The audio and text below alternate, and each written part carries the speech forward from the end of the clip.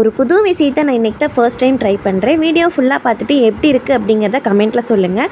அகல் விளக்கு 2 கொஞ்சம் பெரிய சைஸாக வாங்கி, கல்லுப்புமே நியூவாக வாங்கி, அந்த அகல் விளக்கு நெம்புற வரைக்கும் கல்லுப்பை போட்டுட்டு, வீட்டில் எத்தனை பேர் இருக்கீங்களோ அதுக்கு தகுந்த மாதிரி மிளகு போட சொன்னாங்க.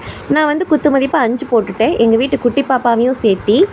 இந்த மாதிரி 2லையுமே மிளகு அப்புறம் வந்து கல்லுப்பை நிறச்சிட்டு, பச்சை கற்பூரம் எங்கள் வீட்டில் இருந்துச்சு அப்படின்னா அதை வந்து நடுவில் கொஞ்சோண்டு அந்த உப்பு சைஸுக்கு வந்து வச்சுருங்க.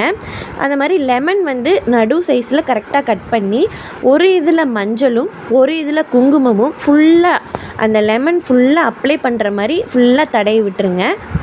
இதை நானும் யூடியூப்பில் தாங்க பார்த்தேன். உங்கள் வீட்டில் பண வரவு, லக்ஷ்மி கடாட்சம் அதிகரிக்கணும், செல்வம் பெருகணும் அப்படின்ட்டு, கண் திருஷ்டி எல்லாமே போகணும் அப்படின்னா இந்த மாதிரி வழிபாடு செய்யணும் அப்படின்னு சொல்லிட்டு நானும் இன்றைக்கி யூடியூப்பில் பார்த்தேன். ஸோ உடனே இன்றைக்கே செய்யணும் அப்படின்னு சொல்லிட்டு ஸ்டார்ட் பண்ணிட்டேன்.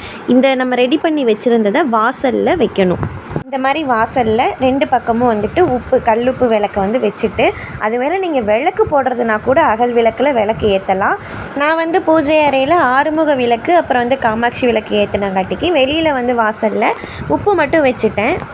இது பண்ணால் பாசிட்டிவ் எனர்ஜி அதிகரிக்கும்.